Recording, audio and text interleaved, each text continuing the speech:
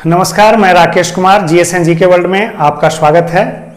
दोस्तों, आज मैं आपको करंट अफेयर्स के टॉपिक जो कि 2020 और 2021 की परीक्षाओं के लिए उपयोगी है और ज्ञान के हिसाब से तो सदा जिंदगी भर के लिए उपयोगी है, तो मैं उसको डिस्कस करूंगा और मैं टू द पॉइंट डिस्कस करने की कोशिश करूंगा।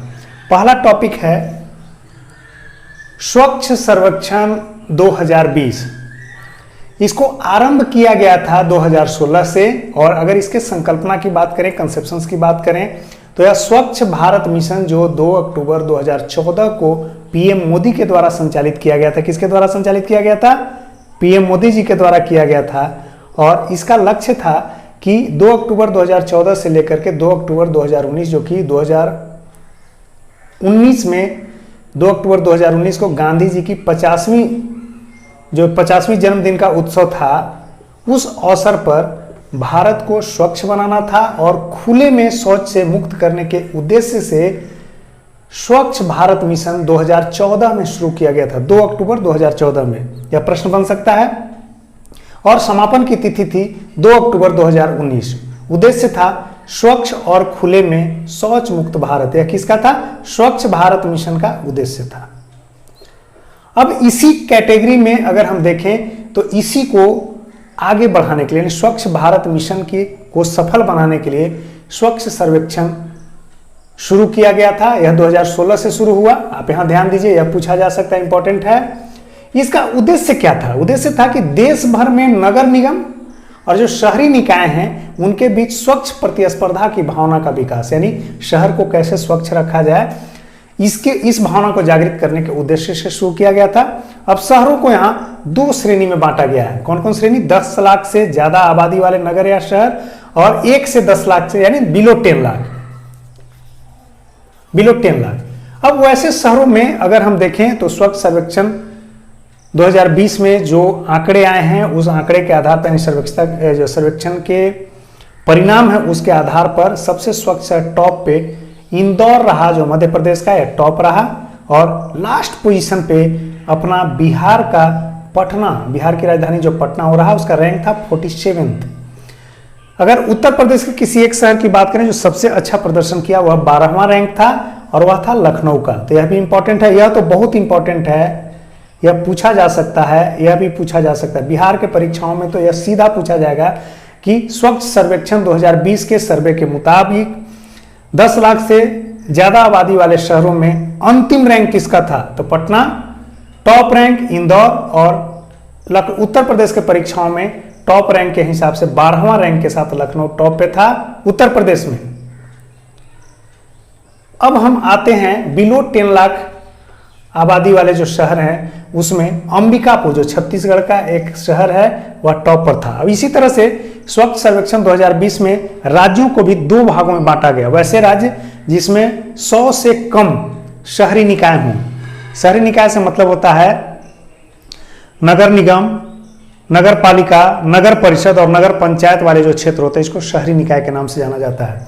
तो जहां 100 से कम शहरी निकाय वाले जो शहर हैं, जो राज्य हैं, उसमें टॉप पे झारखंड था और 100 से ज्यादा शहरी निकाय वाले जो राज्य था उसमें स्वच्छता सर्वेक्षण मिशन 2020 के सर्वे के मुताबिक जो टॉप पोजीशन थे, यानी सर्वाधिक स्वच्छ राज्य अगर हम देखें उस हिसाब से, तो छत्तीसगढ़ था। उसी तरह सर्वे में एक और पॉइंट इंक्लूड किया गया, गंगा नगरों से मतलब है the cities that is based on the bank of river Ganga. तो उसमें अगर हम देखें तो सबसे स्वच्छ शहर जो है टॉप पे कौन था? वाराणसी था। एनआरए की बात करते हैं, नेशनल रिक्रूटमेंट एजेंसी, राष्ट्रीय भर्ती एजेंसी है। यह क्या है, कहां से संकल्पना है, इसको पहले समझ लीजिए, जो सवाल बन सकता है। एनआरए आम बजट जो भारत सरकार का है 2020, उसी आम बजट के भाषण में वित्त मंत्री निर्मला सीतारामन ने 1 फरवरी 2020 को इस एजेंसी की संकल्पना की बात की थी। इसी के आलोक में अगस्त 2020 में केंद्रीय मंत्रिमंडल, यानी जो कैबिनेट है प्रधानमंत्री की अध्यक्षता वाली, उसने जो है इस एजेंसी की मंजूरी दी। यह क्या करेगा एजेंसी? यह एजेंसी जो है कॉमन एलिजिबिलिटी टेस्ट, यानी सामान्य योग्यता परीक्षा का आयोजन साल में 2 बार करेगा। यह साल में कितनी बार करेगा? 2 बार करेगा। किसके लिए?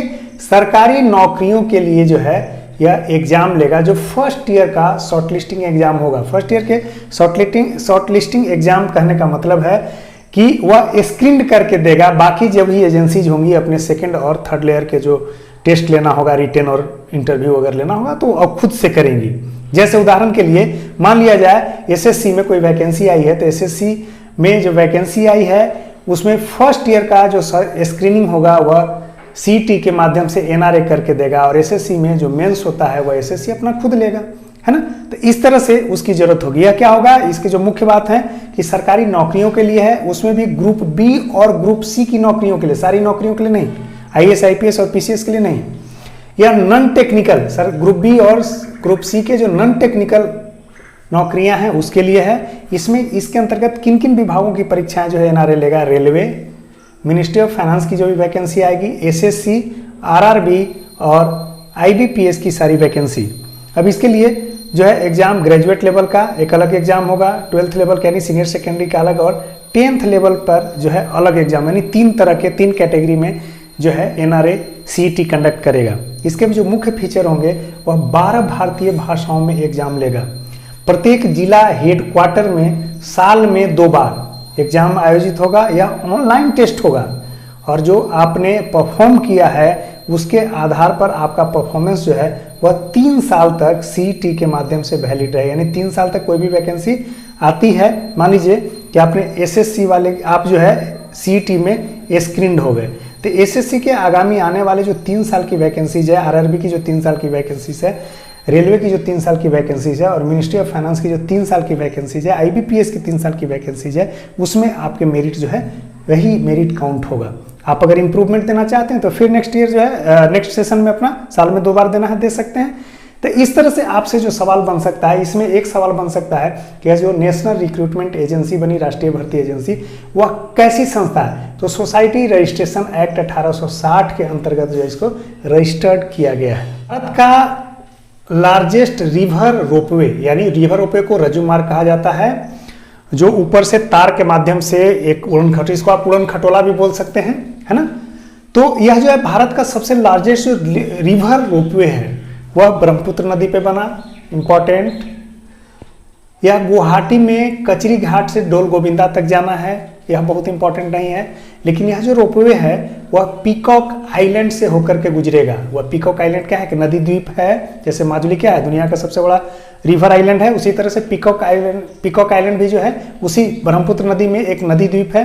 उस पीकॉक आइलैंड पे एक उमानंदा मंदिर है जहां से होकर के रोपवे गुजरेगा, और इससे क्या होगा, रिलीजियस टूरिज्म को बढ़ावा मिलेगा। अगला है किसान रेल। अगर हम किसान रेल की बात करें तो इसका उद्देश्य जो है, इसका उद्देश्य क्या है कि 2022 तक जो किसानों के आय को डबल करना है, 2 टाइम्स करना है, उसके सहायक के रूप में यह जो है किसान रेल चलाया गया है। इसमें 2 मंत्रालय की भागीदारी है, रेलवे मंत्रालय और दूसरे मंत्रालय की जो भागीदारी है कृषि और किसान कल्याण मंत्रालय। अब देखिए कृषि मंत्रालय का नाम बदल गया, कृषि व किसान कल्याण मंत्रालय, तो दोनों की भागीदारी है। आम बजट 2020-21 में किसान रेल की संकल्पना को प्रस्तुत किया गया था। इसमें क्या था, इसमें कहा गया था कि जो अल्पकालीन बाजार में शीघ्र खराब होने वाली जो उत्पाद हैं उसकी शीघ्र पहुंच कराई जाए, जैसे दूध हो गया, मछली हो गया, जो सब्जियां हो गई, फल हो गए, उसको उन उत्पादों को जो है यथाशीघ्र मार्केट में पहुंचाने की व्यवस्था के तहत जो है किसान रेल चलाया गया। पहला किसान रेल दानापुर और देवलाली के बीच में, दानापुर बिहार में है पटना के पास, और देवलाली जो है नासिक में है यानी महाराष्ट्र में। तो पूछा जा सकता है देवलाली कहां से कहां के बीच चलाया गया, तो दानापुर से देवलाली के बीच में यानी बिहार से महाराष्ट्र के बीच में। इसका उद्घाटन जो है 7 अगस्त को हुआ। नरेंद्र सिंह तोमर जो कृषि मंत्री हैं, कृषि और कृषि कल्याण मंत्रालय जो उनके जिम्मे है, नरेंद्र सिंह तोमर के जिम्मे, उन्होंने ऑनलाइन उद्घाटन किया। अब बताइए दूसरी ट्रेन भी शुरू हो गई, वह कहां से कहां चलेगी, बरौनी से टाटा नगर के बीच में मिल्क स्पेशल ट्रेन होगा। मिल्क स्पेशल ट्रेन का मतलब कि बरौनी से जो दुग्ध उत्पाद है, जो दूध है, यानी बिहार के बरौनी से दूध उत्पाद टाटा तक जाएगा, यानी बीच में बोकारो, स्टील सिटी, हटिया होते हुए इन नगरों में दूध की आपूर्ति और उसके अल्पकालीन बाजार में पहुंच को। भारत जल संसाधन सूचना प्रणाली, इंडिया वारिश, इंडिया WRIS वारिस, इंडिया वारिस नाम से भी लग रहा है, वारिस यानी जल से संबंधित कुछ बात होगी। इसका जो उद्देश्य था वह क्या है, जन सामान्य को जल उपलब्धता के आंकड़ों को, डेटा को उपलब्ध करवाना इसका उद्देश्य था। तो फर्स्ट एडिशन जो आंकड़ों का, डेटा का जो फर्स्ट एडिशन लॉन्च हुआ वह 2019 में हुआ। किसके द्वारा लॉन्च हुआ, तो जल शक्ति मंत्रालय द्वारा हुआ, भारत सरकार। कहाँ, तो वेबसाइट एक लॉन्च बनाया गया www.indiawaris.gov.in। फिर से आप सुन लें, www.indiawaris.gov.in। और इसमें आप भारत सरकार और के जो जल के आंकड़े हैं, यानी अब तक वह आंकड़े कहाँ से लेता है, राज्यों से आंकड़े लेता है, मौसम विज्ञान केंद्र से आंकड़े लेता है, जो जल आयोग है उससे आंकड़े लेता है, भूमिगत जल आयोग से आंकड़े लेता है। लेकिन इस इंफॉर्मेशन को अपडेट करने के लिए भारत सरकार ने निर्णय लिया है कि राष्ट्रीय जल सूचना विज्ञान केंद्र की स्थापना की जाए, यानी इस केंद्र की स्थापना NWIS की स्थापना हो चुकी है। तो यह जो है आपके लिए इंपॉर्टेंट कैसे है कि अगर आप भारत में ज्योग्राफी के सवाल किसी भी तरह के प्रतियोगिता परीक्षाओं में, मेंस खास करके UPSC, UPPCS, BPSC वगैरह में मेंस की तैयारी आप कर रहे होंगे, तो जल संसाधन के आंकड़ों को अगर आपको अद्यतन करना है तो आप www.indiawaris.gov पे जाकर के अपने आप को अपडेट कर सकते हैं। तमाम तरह के अपडेट के लिए आप हमारे YouTube channel GS and GK world को लाइक करें, सब्सक्राइब करें और ज़्यादा से ज़्यादा शेयर करें, है ना, करेंगे ना, क्योंकि आपका भाई इतना मेहनत कर रहा है तो उसका मेहनताना उसे मिलना चाहिए ना। Promise. Have a good day.